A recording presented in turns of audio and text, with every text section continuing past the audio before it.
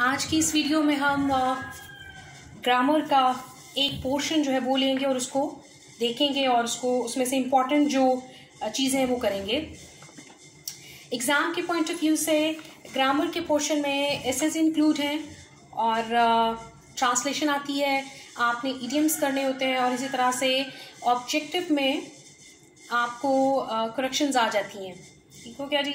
अब जो ट्रांसलेशन है और करेक्शन का पोर्शन है उसमें उसको करने के लिए हमें टेंसेस करने हैं, एक्टिव पैसिव करने हैं, डायरेक्ट इनडायरेक्ट करने हैं।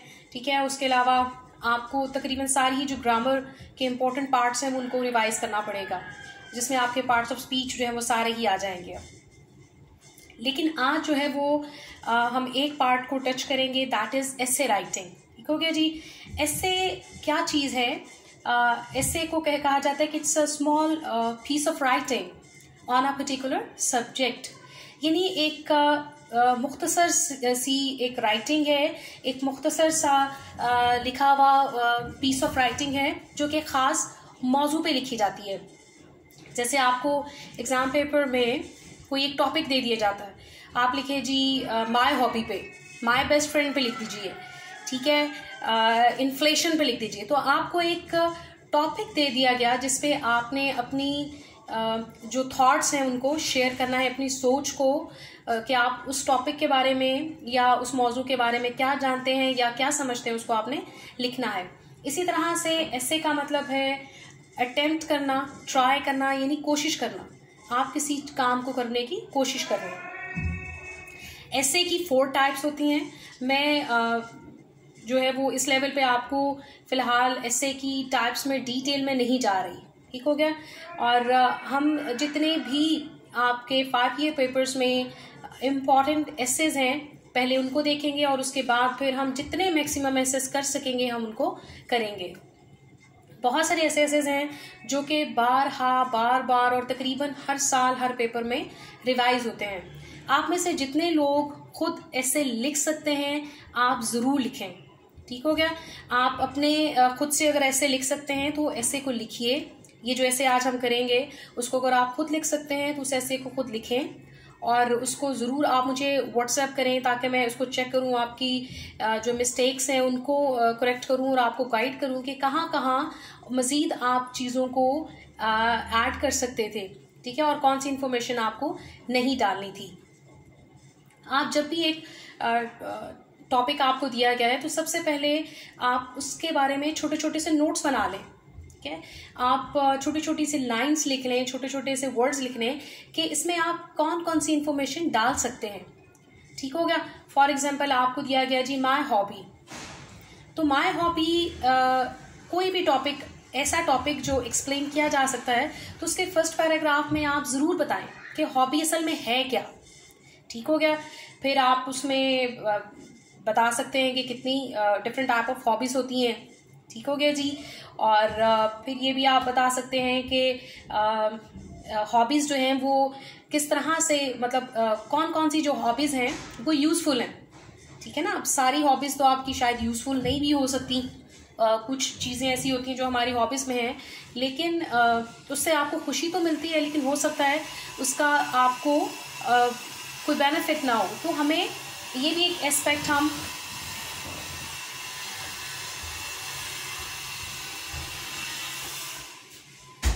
ये भी एक जो पहलू है, एक एस्पेक्ट है, ये हम बता सकते हैं कि कौन कौन सी ऐसी हॉबीज़ हैं जिनको आप अगर अडॉप्ट करते हैं तो उससे ना सिर्फ आपको खुशी मिलती है बल्कि आप उससे कोई ना कोई फ़ायदा भी उठा रहे हो।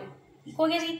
इसी तरह से फिर आप ये ऐड कर सकते हैं कि आपकी क्या हॉबीज़ हैं और आप जो है वो किस तरह से अपनी हॉबी को लेकर चलते हैं। और फिर आप अगर ऐसा टॉपिक है कि उसको एंड पे कोई कंक्लूजन या सजेशन दी जा सकती हैं तो वो दे दें। और इसके अलावा ये भी है कि जो रफ थॉट्स आपके माइंड में आ रही हैं, जो भी आपको उस टॉपिक के बारे में मिलता जा रहा है, आप उसको जॉट डाउन करते जाओ, छोटे छोटे से नोट्स बनाते चले जाएं। और उसके बाद फिर आप उन चीज़ों को पहले आप जैसे तैसे भी आपके माइंड में आ रहा आप लिख लीजिए, फिर उनको तरतीब आप दे लें। ठीक हो गया। कोशिश करें, मैक्सिमम कोशिश करें कि बिल्कुल छोटे छोटे सेंटेंसेस के साथ और अपने जो फेमिलियर वर्ड्स हैं, छोटे छोटे वर्ड्स के साथ आप ऐसे को खुद लिखने की कोशिश करें। उसका सबसे बड़ा फायदा ये होगा कि कोई भी ऐसी चीज़ पेपर में आ जाती है जो कि आपने, क्या मुझे कहना चाहिए कि रटी हुई नहीं है और आपने नहीं की भी, तो उसको देख के आप बुखलाएंगे नहीं, क्योंकि आपने अपने दिमाग को ट्यून कर लिया है, ट्रेन कर लिया है कि कुछ भी आ जाए तो मुझे सोच के उसको लिखना है। ठीक हो गया। और जैसे ही हम टेंसेस और बाकी ग्रामेटिकल जो नेसेसरी चीज़ें हैं उनको करेंगे तो उससे भी आपकी राइटिंग में निखार आएगा। तो आज मैं आप सबको इनकरेज करती हूँ कि आपने माय हॉबी को खुद से लिखने की कोशिश करना है। बहुत सारी बुक्स हैं मेरे पास इस वक्त, 4 से 5 बुक्स ऐसी हैं जिनमें एक ही टॉपिक दिया हुआ है और मैंने आज एक छोटा सा टॉपिक माय हॉबी उठाया है। ठीक है, इसको मैं आपके लिए रीड करूंगी और फिर इसको पैराग्राफ वाइज एक्सप्लेन करती जाऊंगी, डिफिकल्ट वर्ड्स के मीनिंग भी आपके साथ शेयर करूंगी। मैंने वो बुक फिलहाल उठाई है जो आप सब प्रेफर करते हैं कि वो आसान है और उसको हम इजीली जो है वहाँ से ज़्यादा लोग वहीं से काम कर रहे हैं, तो मैंने वो एक बुक ले ली और इस ऐसे को मैं आपके लिए एक्सप्लेन करती चली जाऊंगी। लेकिन दोबारा मैं कहूँगी कि आप ज़रूर जो है वो ऐसे को खुद लिखें और खुद करने की कोशिश करें और मुझे व्हाट्सएप करें, तो मैं ज़रूर आपको उसको चेक करके रिटर्न करूँगी। अच्छा जी, आइए हम रीडिंग करते हैं और देखते हैं कि किस तरह से उसने ऐसे को स्टार्ट किया है। My hobby. Hobby is something that we do for joy and delight. We live in a world of struggle and effort. Man has to toil the whole day for his survival. He usually gets tired of this labor. He needs some pleasant activity to lessen the burden of his boredom. Such an activity is called a hobby. अब आप देखें कि इन 4-5 lines में ऐसे writer ने सबसे पहले ये एक्सप्लेन कर दिया कि हॉबी है क्या। ठीक है, ज़रूरी नहीं आप बहुत फ्लावरी वर्ड्स डालेंगे या बहुत मोटे मोटे वर्ड्स डालेंगे और बहुत डिफ़िकल्ट किस्म की चीज़ें डालेंगे तो ही पता चलेगा जी ऐसे बड़ा अच्छा लिखा हुआ। अगर आप अच्छी आपकी वोकेबुलरी है तो दैट्स वेरी गुड, और अगर आपको छोटे छोटे वर्ड्स के साथ भी आप अपना पॉइंट ऑफ व्यू क्लियर कर सकते हैं तो ज़रूर करें। Different people adopt different hobbies for this purpose. Though I do many things at spare time, the thing that attracts me the most is gardening.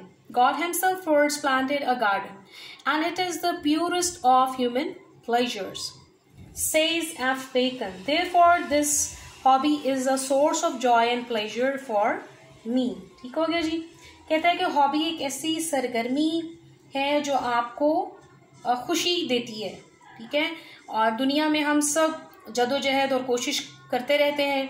इंसान अपनी बका के लिए दिन भर मेहनत करता है और जब वो थक जाता है तो उसको एक ऐसी सरगर्मी की, एक ऐसी चीज़ की ज़रूरत होती है, एक ऐसे काम की ज़रूरत होती है जब वो करे तो उसको खुशी महसूस हो और उसे बेजारी या बोझ या तकलीफ या ऐसा ना लगे कि वो कोई वज़न उठा के कर रहा है काम। तो ऐसी सरगर्मी को हम मशगला या हॉबी कहते हैं।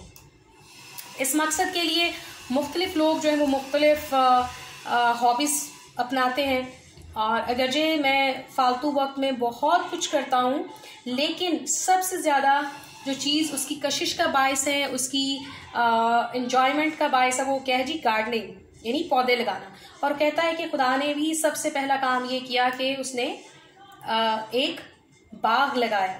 तो शायद यही एक वजह है कि उसको इस काम से खुशी मिलती है, राहत मिलती है, वो इस काम को करके बड़ा खुश होता है।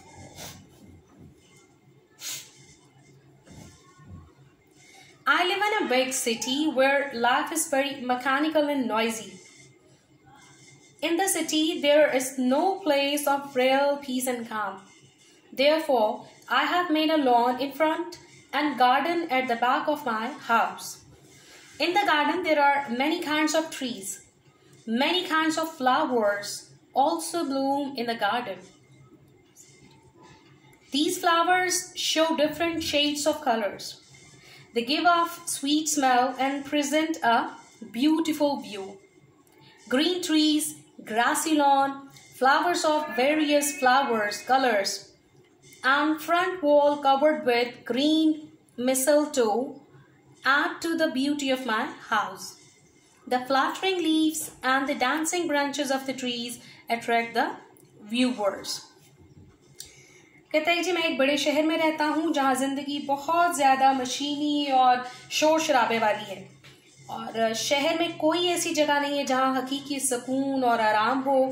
इसलिए अपने घर के सामने उसने एक बड़ा खूबसूरत सा बाग लगा रखा है जिसमें मुख्तलिफ किस्म के दरख्त हैं। बहुत सी किस्म के फूल वहाँ खिलते हैं। ये फूल कई रंगों के होते हैं और बड़ी अच्छी सी खूबसूरत सी भीनी भीनी खुशबू और खूबसूरत मंजर पेश करते हैं। हरे भरे दरख्त, सब्जाजार मुख्तलिफ रंगों के फूलों और आकाश बेल से ढकी हुई सामने की दीवार ने उसके घर को और खूबसूरत बना दिया है। झूमते हुए पत्ते और दरख्तों की रक्स करती हुई जो टहनियाँ है वो भी देखने वालों की तवज्जो का मरकज बनती हैं। ठीक हो गया?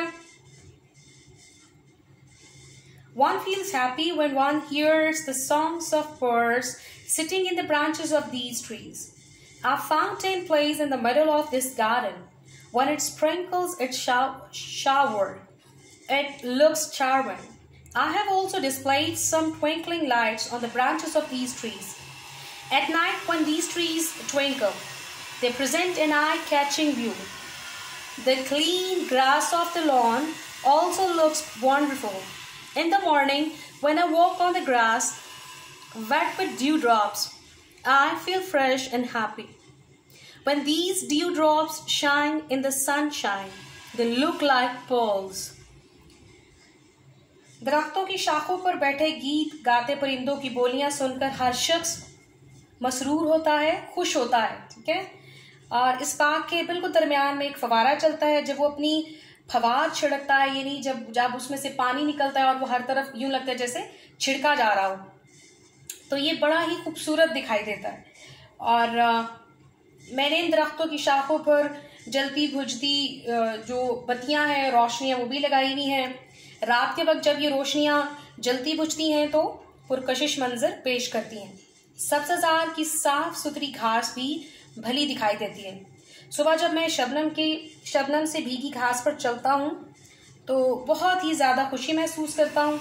जब ये शबनम के कतरे सूरज की रोशनी में चमकते हैं तो यूँ लगता है जैसे मोती चमक रहे हों। I daily devote some of my time for the maintenance of my garden. I dig the beds of flowers, trim the grass and apply manure to the plants. Sometimes I whitewash the trunks of the trees, spray the plants and prune the rose plants. I love to walk and sit in my garden and lawn. My garden is a source of peace and joy for me. I have also advised my friends to prepare such gardens in their houses. Some of my friends have accepted my proposal and have grown plants in the lawns of their houses also. I sometimes go there to advise and help them in the growth and maintenance of their gardens. I also participate actively in the plantation scheme of the government every year. I have planted hundreds of trees at different places throughout the city. After planting these trees, I also take care of them. मैं हर रोज़ बाग की देखभाल के लिए कुछ वक्त निकालता हूँ, ठीक है जी, और फूलों की क्यारियाँ बनाता हूँ, घास की तराश खराश करता हूँ और पौधों को खाद देता हूँ। बाज़ औक़ात दरख्तों के तनों पर सफ़ेदी करता हूँ और कीड़े मारने वाली जो दवाइयाँ हैं उनका छिड़काव करता हूँ। गुलाब के फूलों की काट छांट करता हूँ।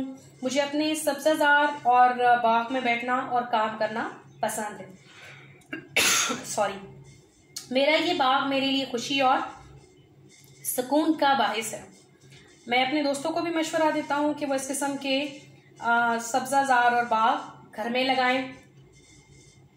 मेरे कुछ दोस्तों ने मेरे मशवरे को कबूल किया और घर में बाग भी लगाए।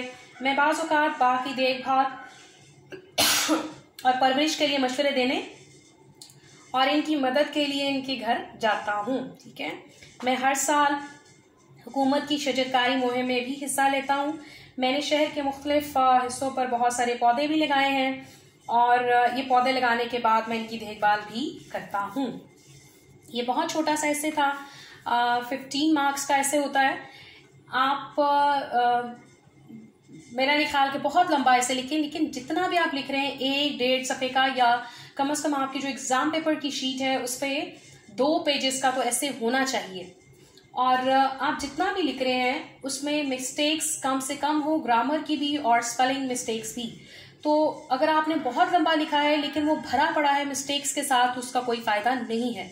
आप जितना भी लिख रहे हैं टू द पॉइंट लिखें और उसको अच्छा लिखें। आज इसमें हमारे लिए एक बड़ा अच्छा लेसन भी था कि हमें शजरकारी करनी चाहिए। ठीक है, अगर हम चाहते हैं कि हमारे इर्द गिर्द का जो माहौल है वो साफ़ सुथरा हो और इसमें हम अच्छी हवा में सांस ले सकें, हमें जो बीमारियां हैं वो कम हो, तो उसके लिए हमें दरख्तों के साथ दोस्ती करना पड़ेगी। आप देखते हैं कि अब जो प्लांटेशन है वो बहुत कम हो गई है और दरख्त भी आपको कम कम नज़र आते हैं। तो जब भी आपको वक्त मिले, आप एक छोटा सा पौधा खरीद कर किसी ऐसी जगह पर ज़रूर लगाएं जहाँ पर वो एक तनावर दरख्त बन सके। ठीक है, इससे हमारा माहौल भी साफ़ होगा और आप जो है वो सबके लिए एक फ़ायदेमंद काम कर रहे हैं और ये आप सबके लिए एक सवाब का भी बायस बनेगा। Thank you very much.